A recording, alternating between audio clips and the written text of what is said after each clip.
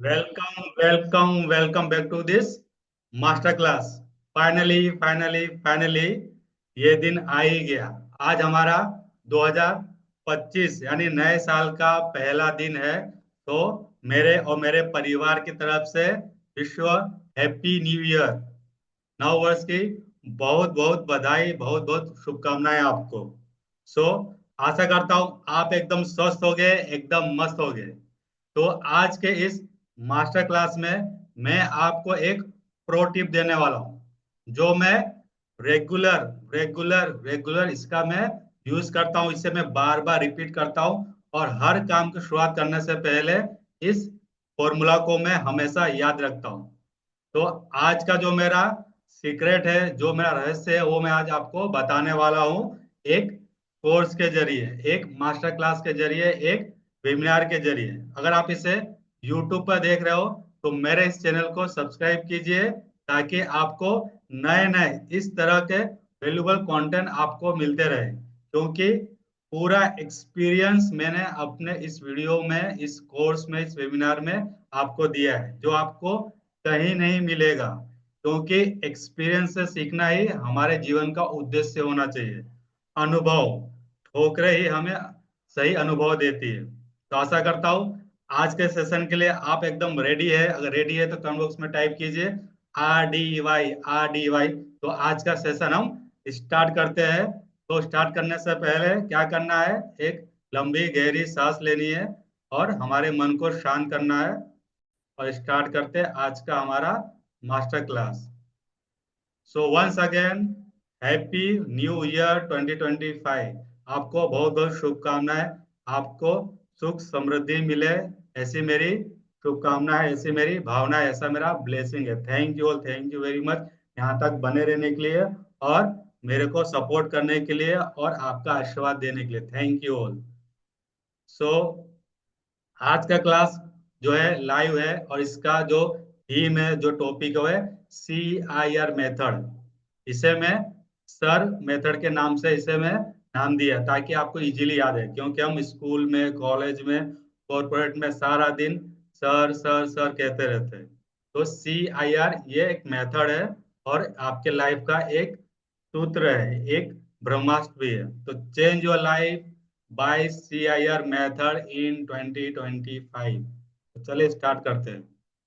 अगर आप मुझसे पर्सनल काउंसलिंग चाहते हो, मुझसे बात करना चाहते हो, तो यहाँ पे मेरा व्हाट्सअप नंबर है। आप मुझे मैसेज भी कर सकते हो और मुझे कॉल भी कर सकते हो। तो मैं आपके साथ डिस्कस करके जो भी आपके साइकोलॉजिकल इश्यूज होंगे उसे मैं सॉल्व करूंगा, एक यूनिक मेथड के साथ जो मैंने डेवलप किया है, जो मैंने खुद इसे अप्लाई करके इसका यूज किया। सो सर का जो पहला सी है वो है कोर कॉन्सेप्ट। सबसे पहले कोर कॉन्सेप्ट को समझना, यानी रूट कोर्स को समझना या किसी भी टॉपिक को समझना। Core concept are the fundamental ideas, theories and principles that form the basis for a discipline or field. They can help you understand how to apply knowledge to learn new content. बहुत ही बढ़िया यहाँ पे शब्द बताया गया है, बहुत अच्छे से समझाया गया है कि फंडामेंटल, फाउंडेशन। बिल्डिंग का अगर फाउंडेशन अगर स्ट्रांग नहीं है तो बिल्डिंग गिर जाएगी। सेम चीज हमें फाउंडेशन क्लियर करना है। जैसे कि फंडामेंटल आइडियाज हो गए, हमारे थियरी हो गए, प्रिंसिपल्स हो गए, हमें क्या करना है, उससे स्ट्रांग बनाना है। तो क्या होगा, जो हमारा डिसिप्लिन है या किसी भी फील्ड में हम एक्सपर्ट बनना चाहते हैं तो हम आसानी से बन सकते हैं। ये हमें क्या करता है, हेल्प करता है कि जो नॉलेज हमारे पास है उसे किस तरह में नए स्किल में अप्लाई करना है, किस तरह नए जो न्यू स्किल है उसके लिए हमें नॉलेज को अप्लाई करना है, उससे कॉन्सेप्ट को समझना है। इन शॉर्ट में ऐसा है कि फाउंडेशन क्लियर होना चाहिए तो बिल्डिंग नहीं गिरेगी। उसी को कहा गया कोर कॉन्सेप्ट। जैसे कि हमारा कोर कॉन्सेप्ट क्या है, हमारा बिलीफ है। अगर बिलीफ हमारा स्ट्रांग नहीं रहेगा, एम्पावरिंग नहीं रहेगा, नेगेटिव बिलीफ रहेगा, तो क्या होगा, हम हमेशा परेशान रहेंगे, हताश रहेंगे, उदास रहेंगे, निराश रहेंगे, डर लगता रहेगा और लाइफ में कभी भी आगे नहीं बढ़ पाएंगे, हमेशा भयभीत रहेंगे। To understand core concept you can try breaking down the concept into smaller pieces and focusing on the key aspects. This can help you simplify the idea and gain better comprehension of the subject. Core concept को समझने के लिए यहाँ पे एक pro tip बताया गया है कि हमें क्या करना है, कोर कॉन्सेप्ट को, फाउंडेशन को भी हमें क्या करना है, टुकड़ों में कर देना है। क्या करना है, उसके टुकड़े कर देना है, उसका मर्डर कर देना है, छोटे छोटे स्टेप में टुकड़े कर देना है, ताकि हम उसे, जो हमारा की एस्पेक्ट है, उसे आसानी से समझ सके और हम उसे ज्यादा से ज्यादा यूज कर सके। क्योंकि जितना चीजों को आप सिंप्लीफाई करोगे उतना ज्यादा आपको चीजें समझ में आएगी। कोर कॉन्सेप्ट को अंडरस्टैंड करना और एक्सप्लेन करना दोनों में जमीन आसमान का फर्क है।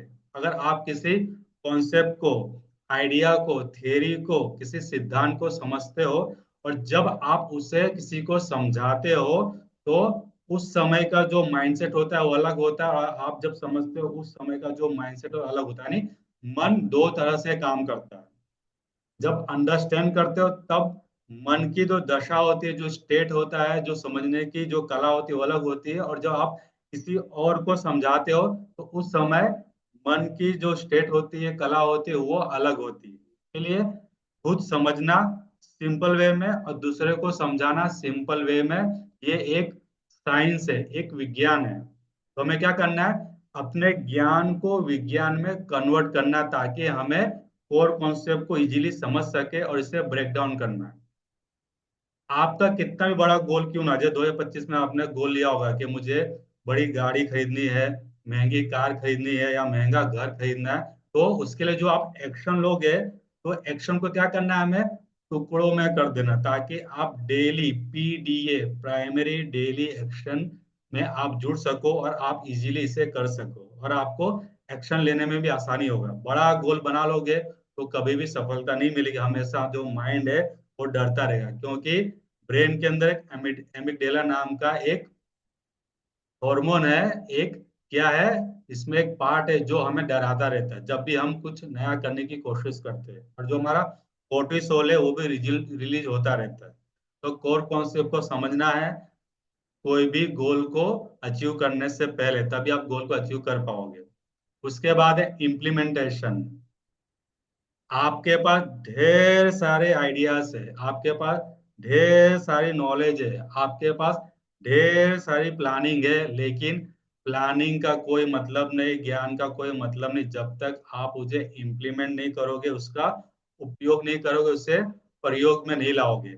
इम्प्लीमेंटेशन इज द एग्जीक्यूशन और practice of a plan, a method और any design, idea, model, specification, standard और policy for doing something. As such, implementation is the action that must follow any preliminary thinking for something to actually happen. In short, in short, implementation means action. आपको action लेना है, और ये primary thinking है। क्या है, primary action है। किसी की भी शुरुआत, किसी भी आइडिया को आपको रियलिटी में कन्वर्ट करने के लिए, किसी भी डिजाइन को आपको एग्जीक्यूशन करने के लिए, किसी भी माइंड मॉडल को आपको उसे रियलिटी में कन्वर्ट करने के लिए, आपको जो मेथड है, आपके पास जो प्रैक्टिस है, उसे आपको क्या करना है, इम्प्लीमेंट करना है, एग्जीक्यूट करना है, उसे एक्शन में कन्वर्ट करना है और एक्शन प्लान बनाना है। ये आपका प्रिलिमिनरी यानी कि स्टार्टिंग का प्राइमरी ये एक्शन रहेगा। तो इम्प्लीमेंटेशन जरूरी है। आइडिया से कुछ नहीं होता, नॉलेज से कुछ नहीं होता, जानने से कुछ भी नहीं होता। लोगों के पास आजकल बहुत सारा इंफॉर्मेशन है, असंख्य ज्ञान है, असंख्य जानकारियां है, लेकिन जानकारियां वेस्ट है जब तक आप उसका इस्तेमाल नहीं करते। जैसे कि आपके पास टीवी पड़ा हुआ है, टीवी का जब आप यूज नहीं करोगे तो कोई काम नहीं है। मोबाइल आपके पास पड़ा हुआ है, मोबाइल का भी यूज नहीं करोगे तो कोई काम नहीं है। तो हमें क्या करना है, मैक्सिमम यूटिलाइज करना है अपने प्रोडक्ट्स का।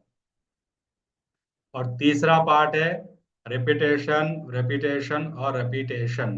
यानी कि बार बार बार बार बार बार आइडिया को एग्जीक्यूट करना, बार बार इंप्लीमेंट करना, बार बार क्या करना, हमें हर एक सोच को, विचार को, हमारा जो कोर बिलीफ है उसे बार बार रिपीट करना, ताकि हमारा जो बिलीफ है स्ट्रेंथन हो जाए और ज्यादा स्ट्रांग हो जाए और ज्यादा वो क्या हो जाए, रेनफोर्स्ड हो जाए, मजबूत हो जाए।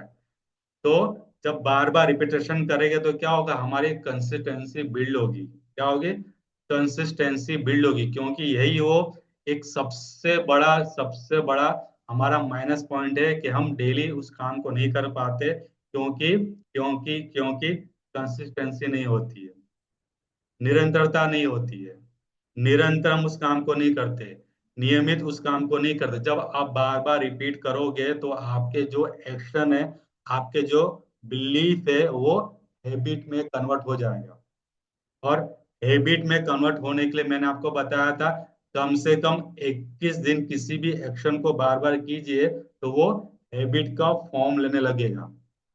क्योंकि मन का भी दो स्तर है, दो रूप है। जैसे कि हम बार बार काम करते तो हमारे सबकॉन्शियस माइंड में जाके कन्वर्ट हो जाता है, स्टोर हो जाता है।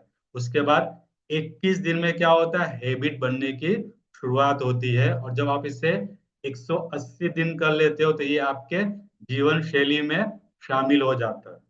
तो 21 दिन करना है तो ये फॉर्म होगा। 90 दिन तक करोगे तो आपको पता चलेगा कहाँ पे गलतियां हो रही थी, आपको एक बेटर एक्सपीरियंस मिलेगा। और 180 दिन करोगे तो ये आपके जीवन शैली में शामिल हो जाएगा। तो 21 डेज का रूल, 90 डेज का रूल और 180 डेज का रूल है, बहुत ही पावरफुल है। इस 3 फेज से अगर आप गुजरते हो तो आप किसी भी सपने को, किसी भी आपका जो भी ड्रीम्स है उसे आप हकीकत में कन्वर्ट कर सकते हो। विजन, विजन, विजन, विजन, आपके पास एक विजन होना चाहिए, क्योंकि विजन का मतलब है आंखें बंद करके भी आपके सपने आपको दिखने चाहिए, आपके विश आपके दिखने चाहिए। तो क्या करना है, हमें बार बार रिपीट करना, रिमाइंडर करना, रिपीट करना, रिपीट करना, कंसिस्टेंसी को डेवलप करना और हैबिट को क्रिएट करना है। So thank you all, thank you, thank you, thank you very much. आशा करता हूँ आज का ये छोटा सा जो क्लास था आपको काफी पसंद आया होगा, क्योंकि बहुत ही सिंपल 3 स्टेप आपको बताया, लेकिन लेकिन लेकिन बहुत ही ज्यादा पावरफुल है। और 2025 के पहले दिन मैंने इसलिए इस वीडियो को लिया, इस टॉपिक को छेड़ा मैंने, क्योंकि ये मेरा one of the best best method है, प्रिंसिपल है, इक्वेशन है।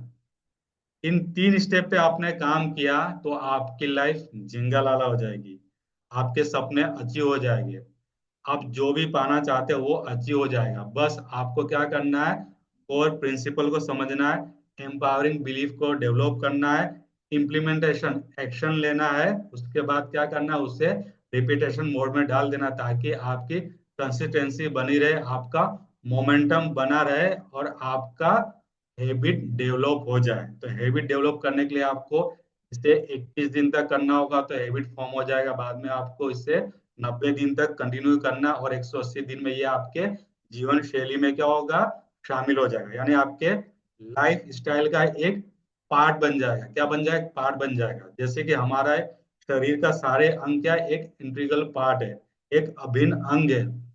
बिना हाथ के काम नहीं कर सकते हम, लेकिन जिसके हाथ नहीं होते, पैर नहीं होता, उनको पूछिए उनकी क्या दशा होती है। तो हमें तो पूरा शरीर मिला है, तंदुरुस्त शरीर मिला है, तो हमें क्या करना है, यूनिवर्स को थैंक यू बोलना है। इसलिए आंखें बंद कीजिए, हाथ जोड़ के यूनिवर्स को थैंक यू कीजिए, thank you universe, thank you universe, thank you for new day. आज का दिन देने के लिए शुक्रिया, शुक्रिया, शुक्रिया, thank you, thank you, thank you, धन्यवाद, धन्यवाद, धन्यवाद। हमेशा जब आपकी आंखें बंद होने लगती है और जब आंखें खुलती, यानी कि सोने से पहले और उठने के बाद, हमेशा यूनिवर्स को, गॉड को, अल्लाह को, जीसस को, भगवान को, जिससे भी आप मानते हो उससे शुक्रिया अदा कीजिए कि आज का दिन, आज के दिन के लिए, अच्छा फैमिली देने के लिए, आपको एजुकेशन देने के लिए, अच्छे माता पिता देने के लिए, अच्छा परिवार देने के लिए, हमेशा कृतज्ञ रहिए, कृतज्ञ रहिए, कृतज्ञ रहिए।